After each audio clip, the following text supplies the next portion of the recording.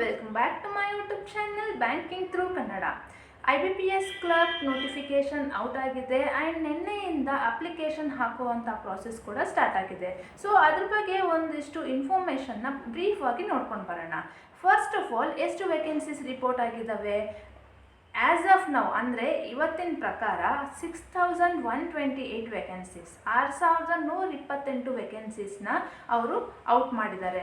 And ಅದರಲ್ಲೂ ಕೂಡ 5 ಬ್ಯಾಂಕ್ಸ್ಗಳು ಯಾವುದೇ ಥರ ಪಾರ್ಟಿಸಿಪೇಟ್ ಮಾಡಿಲ್ಲ. ಈಗಿನ ದಿನ ನೋಡೋದಾದರೆ ಅಂದರೆ 5 ಬ್ಯಾಂಕ್ಸು ರಿಪೋರ್ಟ್ ಮಾಡಿಲ್ಲ ವೇಕೆನ್ಸೀಸ್ನ. ಆ್ಯಂಡ್ ನೀವು ಎಕ್ಸಾಮ್ ಬರೀಬೇಕಾದ್ರೆ ಅಥವಾ ಎಕ್ಸಾಮ್ ಬರೆದು ರಿಸಲ್ಟ್ ಬರೋಷ್ಟರಲ್ಲಿ ಅವು ಕೂಡ ರಿಪೋರ್ಟ್ ಮಾಡುವಂತಹ ಚಾನ್ಸಸ್ಸು ತುಂಬ ಇರ್ತವೆ. ಓಕೆ, ಮಾಡಿದ್ರೂ ಕೂಡ ನಿಮಗಲ್ಲಿ ನೋಟಿಫಿಕೇಷನ್ ಬಂದುಬಿಡುತ್ತೆ IBPS ವೆಬ್ಸೈಟಲ್ಲಿ. Okay, and so as of ನಾವು ಹೇಳೋದಾದರೆ 11 ಬ್ಯಾಂಕ್ಸ್ಗಳು ಪಾರ್ಟಿಸಿಪೇಟ್ ಮಾಡಿದ್ದಾವೆ. ಸೊ 6128 ವೇಕೆನ್ಸೀಸು ಈಗಿನ ಮಟ್ಟಿಗೆ ನೋಡೋದಾದರೆ ಇಷ್ಟು ವೇಕೆನ್ಸೀಸ್ ಇದ್ದಾವೆ. ಓಕೆ, ಆ್ಯಂಡ್ ಈಗ ನೆಕ್ಸ್ಟ್ ಬರೋದೇನೆಂದರೆ ಎಲಿಜಿಬಿಲಿಟಿ ಕ್ರೈಟೇರಿಯಾ, ಎಷ್ಟು ವಯಸ್ಸಿದ್ರೆ ನಾವು ಎಲಿಜಿಬಲ್ ಇದ್ದೀವಿ ಅಂತ. ಸೊ ಈ ಬ್ಯಾಂಕ್ ಎಕ್ಸಾಮಲ್ಲಿ ಪರ್ಟಿಕ್ಯುಲರ್ ಆಗಿ IBPS ಕ್ಲರ್ಕ್ ಎಕ್ಸಾಮ್ನ ನೀವು ಬರೀಬೇಕು ಅಂತಿದ್ದರೆ ಮಿನಿಮಮ್ ನಿಮಗೆ 20 ಇಯರ್ಸ್ ಆಗಿರಬೇಕು, ಮ್ಯಾಕ್ಸಿಮಮ್ 28 ಇಯರ್ಸ್ವರೆಗೂ ನೀವು ಎಕ್ಸಾಮ್ನ ಅಟೆಂಪ್ಟ್ ಮಾಡ್ಬೋದು. ಓಕೆ, ಅದರಲ್ಲೂ ಕೂಡ ಇನ್ನೂ ಎಲಾಬೊರೇಟಿವ್ ಆಗಿ ಹೇಳೋದಾದರೆ ನಾಟ್ ಅರ್ಲಿಯರ್ ದೆನ್ 2 ಜುಲೈ 1996 ಅಂದರೆ ನಿಮ್ಮ ವಯಸ್ಸು ಅಥವಾ ನಿಮ್ಮ ಹುಟ್ಟಿದ ದಿನ 2 ಜುಲೈ 1996ಕಿಂತ ಮುಂಚೆ ಆಗಿರಬಾರ್ದು. ಹಾಗೇನಾದರೂ ಇದ್ದರೆ ನೀವು ಎಲಿಜಿಬಲ್ ಇಲ್ಲ. And not later than 1 July 2004 and ನೀವು ಹುಟ್ಟಿರುವಂಥ ದಿನ 1 ಜುಲೈ 2004ಕಿಂತ ಲೇಟಾಗಿ ಆಗಿರ್ಬಾರ್ದು. ಓಕೆನಾ? ಸೊ ನಾಟ್ ಲೇಟರ್ ದೆನ್ 2004, ಅದರಲ್ಲೂ 1 ಜುಲೈ. ಆ್ಯಂಡ್ ಸೊ ಇಲ್ಲಿ ನಿಮಗೆ ಗೊತ್ತಾಯಿತು ಎಲಿಜಿಬಿಲಿಟಿ ಕ್ರೈಟೀರಿಯಾ. ನೆಕ್ಸ್ಟ್ ಬರೋದು ಇವಾಗ ಎಕ್ಸಾಮ್ ಅಪ್ಲಿಕೇಶನ್ ಏನು ನೀವು ಪ್ರಾಸೆಸ್ ಸ್ಟಾರ್ಟ್ ಆಗಿದೆ ಅಲ್ವಾ ನಿನ್ನೆಯಿಂದ, ಎಲ್ಲಿವರೆಗೂ ನಾವು ಹಾಕ್ಬೋದು ಅಂದರೆ 1 ಜುಲೈಯಿಂದ ಹಿಡಿದು 21 ಜುಲೈವರೆಗೂ ನೀವು ಅಪ್ಲೈ ಮಾಡ್ಬೋದು. ಓಕೆ, 21 ಜುಲೈ ನಿಮ್ಮ ಲಾಸ್ಟ್ ಡೇಟ್ ಆಗಿರುತ್ತೆ ಅಪ್ಲಿಕೇಶನ್ ಹಾಕೋಕ್ಕೆ, ಅಲ್ಲಿವರೆಗೂ ನಿಮಗೆ ಟೈಮ್ ಇದೆ.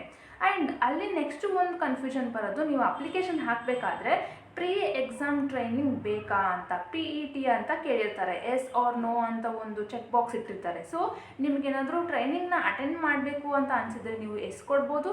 ನಿಮ್ಗೆ ಇಷ್ಟ ಇಲ್ಲ, ನಿಮಗೆ ಇಂಟ್ರೆಸ್ಟ್ ಇಲ್ಲ ಅಂದರೆ ಸಿಂಪ್ಲಿ ನೀವು ನೋ ಅಂತ ಕೊಡ್ಬೋದು. ನೀವು ಅಟೆಂಡ್ ಆಗಲೇಬೇಕು ಅನ್ನೋ ಯಾವ ರೂಲ್ಸ್ ಇಲ್ಲ, ಕಂಪಲ್ಸರಿನೂ ಇಲ್ಲ ಇದು. ಓಕೆ, ಇದು ನಿಮ್ಗೆ ಇಂಟ್ರೆಸ್ಟ್ ಇದ್ದರೆ ನೀವು ಹೋಗ್ಬೋದು, ಇಲ್ಲಾಂದರೆ ಬಿಡ್ಬೋದು, ನೋ ಪ್ರಾಬ್ಲಮ್. ಅದನ್ನು ಬಿಡೋದ್ರಿಂದ ಯಾವುದೇ ರೀತಿ ಪ್ರಾಬ್ಲಮ್ ಆಗಲ್ಲ, ಡೋಂಟ್ ವರಿ. ನೆಕ್ಸ್ಟ್ ಬರೋದು ಪ್ರಿಲಿಮಿನರಿ ಎಕ್ಸಾಮಿನೇಷನ್ ಯಾವಾಗ. ಈಗ ಈ ಜುಲೈ ತಿಂಗಳಲ್ಲಿ ನೀವು ಅಪ್ ಟು 21ವರೆಗೂ ಅಪ್ಲಿಕೇಶನ್ ಹಾಕ್ತೀರಾ. ಸೊ ನಿಮ್ಮ ಪ್ರಿಲಿಮಿನರಿ ಎಕ್ಸಾಮಿನೇಷನ್ ಯಾವಾಗಿರುತ್ತೆ, ಆಗಸ್ಟ್ ತಿಂಗಳಲ್ಲೇ ಇರುತ್ತೆ. ಮೇ ಬಿ ಲಾಸ್ಟ್ ವೀಕಲ್ಲಿ ಇರ್ಬೋದು, ಯಾಕೆಂದರೆ ಫಸ್ಟ್ ವೀಕಲ್ಲಿ ನಿಮ್ಮ RRB ಕ್ಲರ್ಕ್ದು ಎಕ್ಸಾಮ್ ಸ್ಟಾರ್ಟ್ ಆಗುತ್ತೆ, RRB PO ಕ್ಲರ್ಕ್ದು ಅವಾಗಿಂದನೇ ಇದೆ. So that almost last week ಅಥವಾ ಮಿಡ್ ವೀಕಲ್ಲಿ ಯಾವಾಗಾದರೂ ಬರ್ಬೋದು. ಓಕೆ, ಸೊ ಆಗಸ್ಟಲ್ಲಿ ನೀವು ಎಕ್ಸಾಮಿನೇಷನ್ ಬರೆದ್ರೆ ಪ್ರಿಲಿಮಿನರಿ ಎಕ್ಸಾಮಿನೇಷನ್ನು ನಿಮಗೆ ರಿಸಲ್ಟ್ ಬರೋದು ನೆಕ್ಸ್ಟ್ ಸೆಪ್ಟೆಂಬರಲ್ಲಿ ಬರುತ್ತೆ. ಆ್ಯಂಡ್ ಮೇನ್ಸ್ನ ನೀವು ಅಕ್ಟೋಬರಲ್ಲಿ ಬರಿತೀರ. ಓಕೆ, ಇದಿಷ್ಟು ಎಕ್ಸಾಮಿನೇಷನ್ ಬಗ್ಗೆ ಗೊತ್ತಾಯಿತು. ನೆಕ್ಸ್ಟು ಈಗ ಟೋಟಲ್ ವೇಕೆನ್ಸೀಸ್ 6128ರಲ್ಲಿ ನಮ್ಮ ಕರ್ನಾಟಕದಲ್ಲಿ ಎಷ್ಟು ವೇಕೆನ್ಸೀಸ್ ಇದ್ದಾವೆ ನಿಮಗೆ ಗೊತ್ತಿರಬೇಕು. ಈ IBPS clerk, IBPS PO, IBPS SO ಈ ಥರ ಬಂದಾಗ ಇದು ನಾವು ಸ್ಟೇಟ್ ವೈಸ್ ಅಪ್ಲೈ ಮಾಡೋಕ್ಕಾಗಲ್ಲ. ಓಕೆ, ಇದು ಆಲ್ ಓವರ್ ಇಂಡಿಯಾ ಆಗಿ ನಾವು ಅಪ್ಲೈ ಮಾಡಬೇಕಾಗುತ್ತೆ. ಆ್ಯಂಡ್ ನಿಮಗೆ ಎಲ್ಲಿ ಸೀಟ್ ಸಿಗುತ್ತೋ ಅಲ್ಲೇ ನೀವು, ಅಂದರೆ ಅದು ಬೇರೆ ಸ್ಟೇಟ್ ಆಗಿರ್ಬೋದು, ಅಲ್ಲೇ ನೀವು ಹೋಗಲೇಬೇಕಾಗುತ್ತೆ. ಓಕೆ, ಆ್ಯಂಡ್ ಇಲ್ಲಿ ಏನಂದರೆ ಬ್ರ್ಯಾಂಚಸ್ಸು ಕರ್ನಾಟಕದಲ್ಲಿ ಜಾಸ್ತಿ ಇತ್ತು. For example bank of Baroda, ನಿಮಗೇನಾದರೂ ಆ ಬ್ಯಾಂಕ್ ಅಲಾಟ್ ಆಯಿತು ಅಂದ್ಕೊಳ್ಳಿ, ಆ ಬ್ಯಾಂಕು ಅಂದರೆ ಕರ್ನಾಟಕದಲ್ಲಿ ಜಾಸ್ತಿ ಇದ್ದಾವೆ ಬ್ರಾಂಚಸ್ಸು ಬ್ಯಾಂಕ್ ಆಫ್ ಬರೋಡಾದು. ಸೊ ದಟ್ ನಿಮಗೆ ಕರ್ನಾಟಕದಲ್ಲೇ ನಿಮ್ಮ ಸೀಟು ಸಿಗುತ್ತೆ. ಅದೇ ನೀವು ಲೈಕ್ ಬ್ಯಾಂಕ್ ಆಫ್ ಮಹಾರಾಷ್ಟ್ರ ತಗೊಳ್ಳಿ, ಅದು ಸ್ವಲ್ಪ ಕಮ್ಮಿ ಇದ್ದಾವೆ branches. So out of state ಕೊಡುವಂಥ ಚಾನ್ಸಸ್ಸು ತುಂಬ ಇರ್ತವೆ. ಸೊ ಎಲ್ಲಿ ಕೊಡ್ತಾರೋ ಸೀಟ್ನ ಅಂದರೆ ಅಲಾಟ್ಮೆಂಟ್ನ ಅಥವಾ ಪ್ಲೇಸ್ಮೆಂಟ್ನ ನೀವು ಅಲ್ಲೇ ಹೋಗಲೇಬೇಕಾಗುತ್ತೆ. ಇಲ್ಲಿ ಕರ್ನಾಟಕದಲ್ಲೇ ತಗೊಳ್ಳುವಂಥದ್ದು ಅಥವಾ ಕರ್ನಾಟಕದಿಂದನೇ ಅಪ್ಲೈ ಮಾಡುವಂಥದ್ದು ಆ ಥರ ಏನು RRBಯಲ್ಲಿ ಹೆಂಗಿರುತ್ತಲ್ವ ಆ ಥರ ಸ್ಪೆಸಿಫಿಕ್ ಆಗಿರಲ್ಲ. ಓಕೆ, ಸೊ ಕರ್ನಾಟಕದಲ್ಲಿ ಹೇಳೋದಾದರೆ 457 ವೇಕೆನ್ಸೀಸ್ ಇದ್ದಾವೆ. ಓಕೆ, ಸ್ಟೇಟ್ ವೈಸ್ ನೋಡೋದಾದರೆ. ಆ್ಯಂಡ್ ಇಲ್ಲಿ ನೀವು ಓಕೆ IBPS ಕ್ಲರ್ಕ್ ಅಂದರೆ ಸ್ಯಾಲ್ರಿ ಏನಿರುತ್ತೆ ಬ್ರೀಫಾಗಿ ಹೇಳೋದಾದರೆ ಬೇಸಿಕ್ ಪೇ ನಿಮಗೆ 19,900 ಇದೆ ಬೇಸಿಕ್ಕಾಗಿ.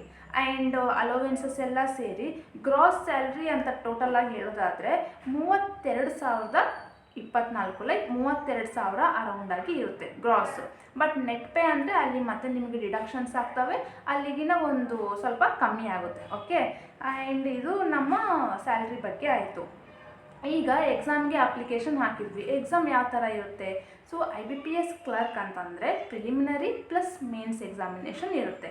Preliminary examination only for eligibility for mains ಅಷ್ಟೇ. ಇಲ್ಲಿ ನೀವು ತಗೊಳ್ಳೋಂತಹ ಮಾರ್ಕ್ಸು ಮುಂದೆ ಎಲ್ಲೂ ಕ್ಯಾರಿ ಆಗಲ್ಲ. ಓಕೆ, ಅದೇ ನೀವು ಮೇನ್ಸಲ್ಲಿ ಬರ್ದಿರ್ತೀರಲ್ಲ, ಆ ಬಂದಿರೋಂಥ ಮಾರ್ಕ್ಸು ಅದೇ ನಿಮ್ಮ ಸೆಲೆಕ್ಷನ್ ತಂದುಕೊಡೋಕ್ಕೆ ತುಂಬಾ ಇಂಪಾರ್ಟೆಂಟ್ ಇರುತ್ತೆ ಆ ಮಾರ್ಕ್ಸು.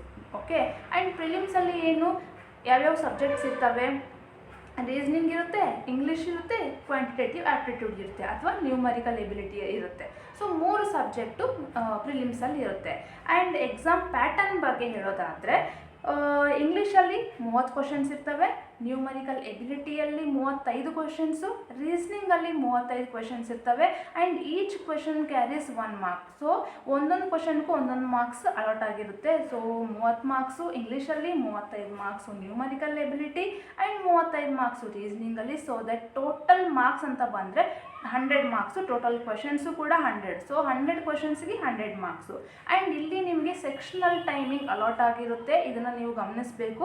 ಒಂದೊಂದು ಸೆಕ್ಷನಿಗೂ 20 ಮಿನಿಟ್ಸ್ 20 ಮಿನಿಟ್ಸ್ 20 ಮಿನಿಟ್ಸ್ ಈಕ್ವಲ್ ಆಗಿ ಅವರು ಡಿಸ್ಟ್ರಿಬ್ಯೂಟ್ ಮಾಡಿರ್ತಾರೆ. ಸೊ ಅವ್ರು ಕೊಟ್ಟಿರುವಂತಹ ಆ ಸೆಕ್ಷನಲ್ ಟೈಮಲ್ಲಿ 20 ನಿಮಿಷದಲ್ಲಿ ಇಂಗ್ಲೀಷ್ ಮುಗಿಸ್ಬೇಕು, 20 ನಿಮಿಷದಲ್ಲಿ ನ್ಯೂಮರಿಕಲ್ ಎಬಿಲಿಟಿ, 20 ನಿಮಿಷದಲ್ಲಿ ರೀಸನಿಂಗ್. ಈ ಥರ ಅವ್ರು ಕೊಟ್ಟಿರುವಂತಹ ಟೈಮಲ್ಲೇ ನೀವು ಆ ಸೆಕ್ಷನ್ಸ್ನ ಮುಗಿಸ್ಬೇಕಾಗುತ್ತೆ.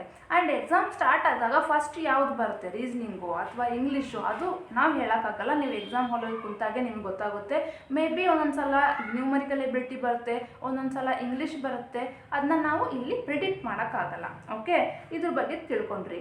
ಆ್ಯಂಡ್ ಇನ್ನೂ ಒಂದು ಮಾಹಿತಿ ಏನಂದರೆ ಇಲ್ಲಿ ನೆಗೆಟಿವ್ ಮಾರ್ಕಿಂಗ್ ಇರುತ್ತೆ. ಫಸ್ಟ್ ಆಫ್ ಆಲ್ ಯಾರು ಫಸ್ಟ್ ಟೈಮ್ ನನ್ನ ಯೂಟ್ಯೂಬ್ ಚಾನಲ್ ನೋಡ್ತಿದ್ದೀರೋ ಅಥವಾ ಫಸ್ಟ್ ಟೈಮ್ ಬ್ಯಾಂಕಿಂಗ್ ಎಕ್ಸಾಮ್ ಬರ್ತಿದ್ದೀರೋ ನಿಮಗೆ ಗೊತ್ತಿರಬೇಕು, ನೆಗೆಟಿವ್ ಮಾರ್ಕಿಂಗ್ ಇರುತ್ತೆ. ಅಂದರೆ ಒಂದು ತಪ್ಪಾದ ಆನ್ಸರಿಗೆ 1/4 ಮಾರ್ಕ್ಸು ನಿಮ್ಮದು ಕಟ್ಟಾಗುತ್ತೆ. ಅಂದರೆ 0.25 ಮಾರ್ಕು ಕಟ್ಟಾಗುತ್ತೆ. ಓಕೆ, ಸೊ ಇಲ್ಲಿ ನೀವು ಕರೆಕ್ಟಾಗಿರೋವಂಥ ಕ್ವಶನ್ಸ್ನ ಮಾತ್ರ ಅಟೆಂಪ್ಟ್ ಮಾಡಿ. ನಿಮಗೆ ಗೊತ್ತಿಲ್ಲ ಅಥವಾ ಡೌಟ್ ಇತ್ತು ತುಂಬಾ ಅಂದರೆ ಅಟೆಂಪ್ಟ್ ಮಾಡಲಾರ್ದೇ ಇರೋದೇ ಒಳ್ಳೆಯದು ಅಂತ ಅನಿಸುತ್ತೆ.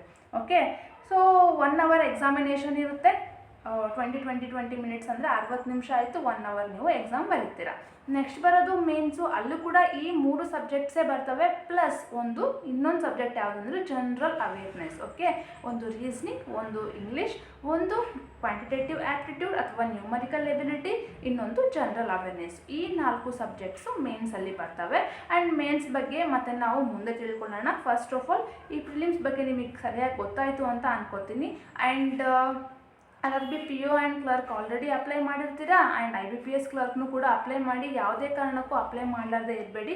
ಎಲ್ಲ ಎಕ್ಸಾಮ್ಸಿಗೂ ಬ್ಯಾಕ್ ಟು ಬ್ಯಾಕ್ ನೀವು ಅಪ್ಲೈ ಮಾಡ್ತಾನೆ ಇರಿ. ಸೊ ದಟ್ ನಿಮ್ಮ ಕನ್ಸಿಸ್ಟೆನ್ಸಿನೂ ಮೇಂಟೈನ್ ಆಗುತ್ತೆ. ಎಲ್ಲೂ ನೀವು ಗ್ಯಾಪ್ ಕೊಡೋಕ್ಕೆ ಆಗಲ್ಲ. ಓದೋದ್ರಲ್ಲಿ ಓದ್ತಾನೆ ಇರ್ತೀರಾ, ಎಕ್ಸಾಮ್ ಬರ್ತೀರಾ, ಮತ್ತೆ ಓದ್ತೀರಾ, ಎಕ್ಸಾಮ್ ಬರ್ತೀರಾ, ಮತ್ತೆ ಬರ್ತೀರಾ. ಇದು ತುಂಬಾ ಒಳ್ಳೇದಿದು ನನ್ನ ಪ್ರಕಾರ ಹೇಳೋದಾದರೆ. ನೀವು ಗ್ಯಾಪ್ ಕೊಡೋಕ್ಕೆ ಯಾವುದೇ ಒಂದು ನೆಪನೇ ಹುಡ್ಕೋಕ್ಕಾಗಲ್ಲ ಇಲ್ಲಿ. ಓಕೆ, ಓದೋದ್ರಲ್ಲಿ ನೀವು ಕನ್ಸಿಸ್ಟೆನ್ಸಿ ಆಗಿರ್ತೀರಾ. ಓಕೆ, ಆ್ಯಂಡ್ ಇದಿಷ್ಟೇ ಈ ವಿಡಿಯೋದಲ್ಲಿ. ಮತ್ತೆ ನೆಕ್ಸ್ಟ್ ವಿಡಿಯೋಲಿ ಸಿಗೋಣ. ಅಲ್ಲಿವರೆಗೂ ಟೇಕ್ ಕೇರ್, ಬಾಯ್.